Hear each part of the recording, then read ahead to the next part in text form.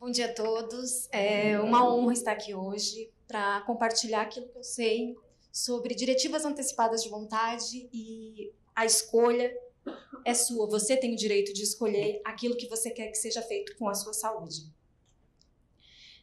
Eu sou advogada, há 10 anos eu atuo na área da saúde e nos últimos anos eu fui me direcionando para assuntos relacionados ao direito do paciente, a assuntos relacionados à terminalidade da vida. E antes de falar propriamente da declaração antecipada de vontade, tem alguns conceitos que se fazem importantes a gente esclarecer. São conceitos, são termos referentes ao final de vida, que são eutanásia, distanásia, mistanásia, ortotanásia, suicídio assistido e cuidados paliativos. A eutanásia é um ato de abreviar a vida. O paciente, ele está com uma doença incurável, terminal, mas ele ainda não está no fim de vida. E aí ele opta por ceifar a sua vida, antecipando a sua morte. Ela é feita por um médico e sempre a pedido do paciente. No Brasil, ela não é permitida e o que diferencia a eutanásia do homicídio é a motivação do agente, do médico, que no homicídio simplesmente é causar a morte. E aqui é acabar com o sofrimento do paciente. A distanásia, a gente vê muito hoje em dia ainda essa prática nos hospitais, que é um prolongamento artificial da vida, é um escarniçamento. Ele é uma utilização exacerbada de tecnologia para fazer a manutenção da vida do paciente. Aqui ela conta só com a vida biológica do paciente, ela não conta com a história do paciente, a biografia do paciente. E, assim, aquela história de manutenção de vida a qualquer custo. Essa prática é uma prática vedada pelo Conselho de Ética dos Médicos. Ela não é permitido, mas a gente sabe que no imaginário popular a vida é a qualquer custo, mas não é bem isso, né? A ortotanásia é a suspensão dos tratamentos ou a limitação desses tratamentos que só iriam prolongar a vida biológica. Só iriam prolongar a vida biológica do paciente. Aqui, o objetivo é aliviar o sofrimento, é deixar esse paciente sem dor. Ela respeita a vontade do paciente. Tem uma resolução do Conselho Regional, do Conselho Federal de Medicina, que assegura aos médicos que eles podem suspender ou limitar os tratamentos num caso de que não tenha mais, que o tratamento não tenha mais possibilidade de cura. Quando saiu essa resolução do CFM, o Ministério Público Federal ele ingressou com uma ação falando que estava se permitindo a eutanásia no Brasil. A decisão foi que não é eutanásia, que simplesmente o que se está fazendo aqui é aliviar o sofrimento e não causando a morte. E hoje, então, essa prática ela é reconhecida por decisão judicial. O suicídio assistido, tem muita gente que confunde com eutanásia, porque é mais ou menos, a finalidade é a mesma, abreviar a vida numa situação de terminalidade. Só que aqui, quem causa o ato é o próprio paciente, mas nesse ato aqui ele está sendo assistido pelo médico. No Brasil não é permitido também. Na Suíça é permitido, tanto que tem até o turismo do suicídio assistido, que muitas pessoas vão para lá para praticar, porque lá é permitido que estrangeiros possam praticar o suicídio assistido. E a finalidade dele é proporcionar ao paciente uma morte digna, sem dor e sem sofrimento. E aí a gente entra em cuidados paliativos, que isso é muito importante, porque aqui eu e muitos outros doutrinadores entendem que nós não estamos preparados para discutir eutanásia nem suicídio assistido. Por quê? Porque a gente não tem cuidados paliativos adequados disponíveis para todo mundo.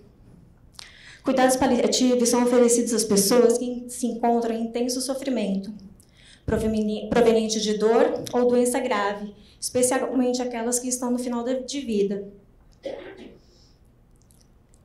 Os cuidados paliativos, eles não abordam só o paciente, eles cuidam também da família, porque quando uma pessoa adoece, a família adoece junto, porque tem toda aquela questão de preocupação, de cuidado, e sobrecarrega. E os paliativistas, eles trabalham essa parte também. E, assim, antes, os paliativistas, eles entravam quando os cuidados curativos cessavam, tipo, não tem mais o que ser feito com esse paciente, então vai para a equipe paliativista. Hoje em dia, não. Hoje em dia, o paliativismo está entrando junto com os cuidados curativos. Eles conseguem trabalhar juntos. E aqui o foco não é cuidar da doença, é cuidar da pessoa, para que essa pessoa tenha uma qualidade de vida, que ela possa... como é que eu posso explicar? Que ela possa aproveitar os atos dela diários de uma forma digna, sem dor, sem sofrimento. E ela não antecipa e ela também não abrevia a morte. Acho interessante falar um pouco sobre a relação médico-paciente, porque hoje em dia, a relação está dando um pouco mais de autonomia para o paciente, mas antes, quem decidia era o próprio médico. Era o médico que tinha todo o conhecimento da patologia que acometia o paciente, do prognóstico, dos tratamentos, e ele que decidia, o paciente vai fazer tal coisa, sem se importar com a vontade do próprio paciente. Hoje, a autonomia do paciente está muito em voga, porque o paciente hoje ele tem a capacidade de se autogovernar. Ele tem aptidão para manifestar sua vontade de forma livre e esclarecida. Ele participa hoje ativamente nos cuidados de saúde. É ele que decide o que é sobre aquilo que lhe é proposto. Mas para que ele possa decidir, ele tem que saber qual é o diagnóstico dele, qual o prognóstico da doença dele e quais são os tratamentos. Então, está tendo hoje uma mudança do modelo paternalista para o modelo autonomista. E um exemplo disso é o consentimento informado e as declarações antecipadas de vontade. O ideal seria que tivesse uma decisão compartilhada, que tanto o médico quanto o paciente, eles chegassem a uma conclusão daquilo que é melhor para o caso do paciente, porque às vezes o que é melhor para um paciente não é para o outro. Agora a gente entra no assunto que me trouxe aqui. Diretivas antecipadas de vontade. É uma manifestação escrita sobre os cuidados e os tratamentos de saúde que a pessoa deseja ou não receber quando ela estiver numa situação de fim de vida. Ela ajuda o médico e toda a equipe nos cuidados relacionados à saúde desse paciente. Ela é utilizada quando o paciente ele não pode mais se expressar, quando ele está incapacitado. E ela só é válida em fim de vida. Nas diretivas, a gente tem testamento vital e a procuração para cuidados de saúde, que muitos tratam como mandato duradouro. Procurador para cuidados de saúde é quando uma pessoa nomeia uma terceira que vai decidir sobre os cuidados de saúde quando ela estiver incapacitada. Ela pode nomear mais de um procurador, pode nomear 3, 4, só que esses procuradores eles vão decidir subsidiariamente, não em conjunto, porque pode ter conflito de ideias, de decisões. Então, se o primeiro não puder decidir, vai para o segundo, se o segundo e o primeiro não puderem, vai para o terceiro. Ela pode ser temporária também. E, no caso do procurador no testamento vital, ele vai esclarecer as lacunas que constam no testamento vital. E aqui o paciente ele delega a decisão da sua saúde para um terceiro. E ela pode ser feita em separado ou em conjunto. E aí, quando ela é feita em conjunto com o testamento vital, nós temos o que se chama de diretivas antecipadas de vontade. O testamento vital é um documento escrito que representa a vontade do paciente sobre todos os cuidados, todos os tratamentos que ele quer ou ele não quer receber quando ele estiver no final de vida dele. E ele estiver incapaz de expressar a sua vontade. Ele tem esse documento só é aplicado em fim de vida. É só nessa situação. Não adianta colocar qualquer outra coisa que não esteja relacionada ao fim de vida desse paciente. Alguns países têm legislação própria. No Brasil não tem. No Brasil o que nós temos é um projeto de lei que está parado no Senado.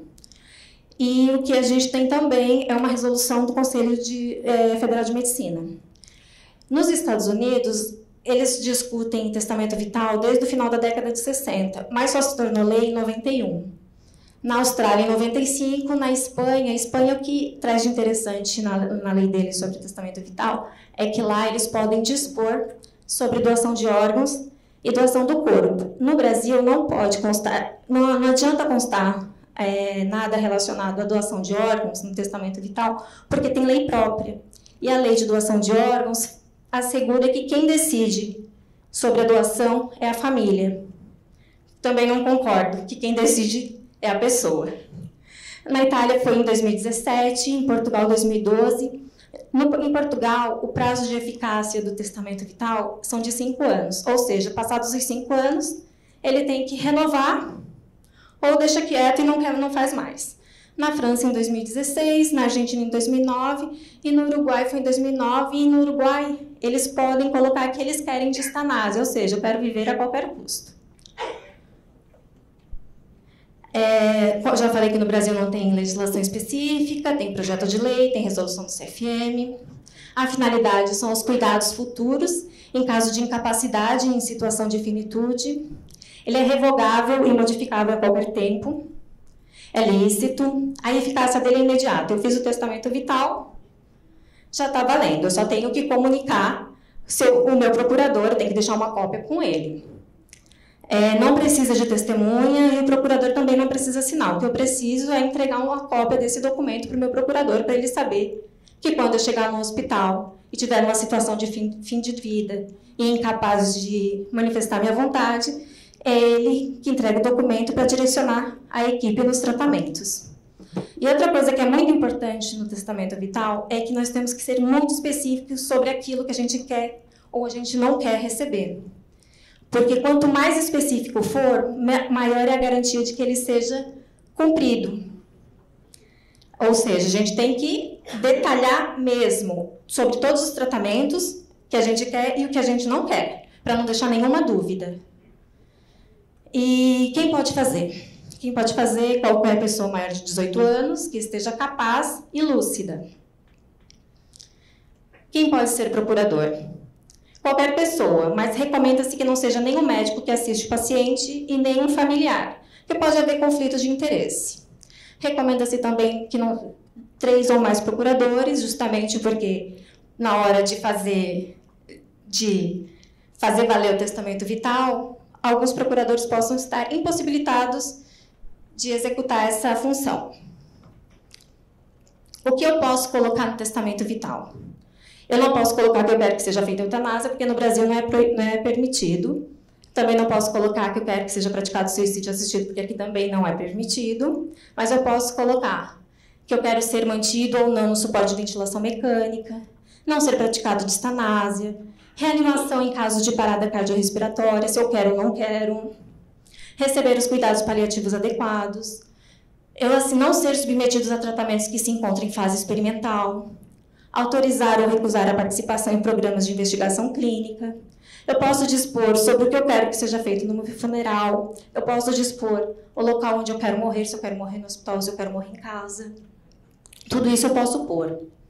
E o importante para fazer um testamento vital é conversar com o médico que assiste o paciente com relação a tudo, a doença.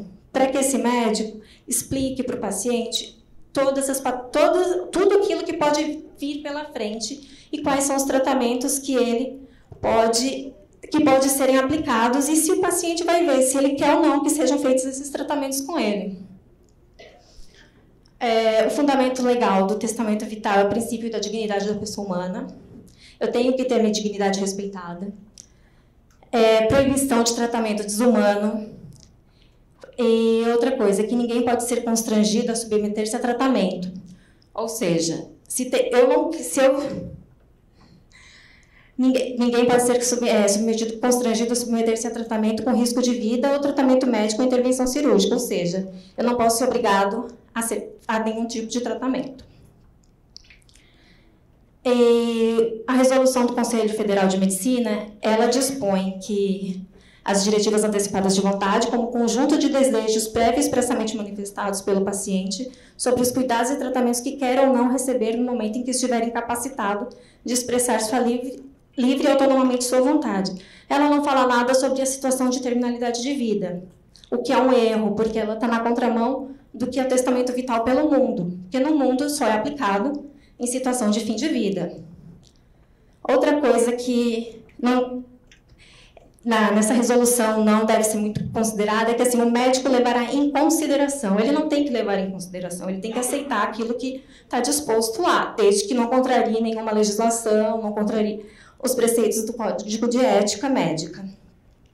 Também fala do representante, e aqui também fala que ele deixa de levar em consideração se estiverem de acordo com os preceitos ditados pelo Código de Ética Médica. E aqui fala também que o testamento vital prevalece sobre o interesse da família, diferente da lei de doação de órgãos. Aqui não importa o que a família quer, o que importa é o que está no papel. Aí, caso não tenha testamento vital ou nenhum procurador, e numa situação de terminalidade de vida, o médico ou a equipe de saúde que está assistindo ao paciente, ele leva todos os questionamentos para um comitê de ética ou uma comissão de ética que tenha nos hospitais para poder definir sobre isso.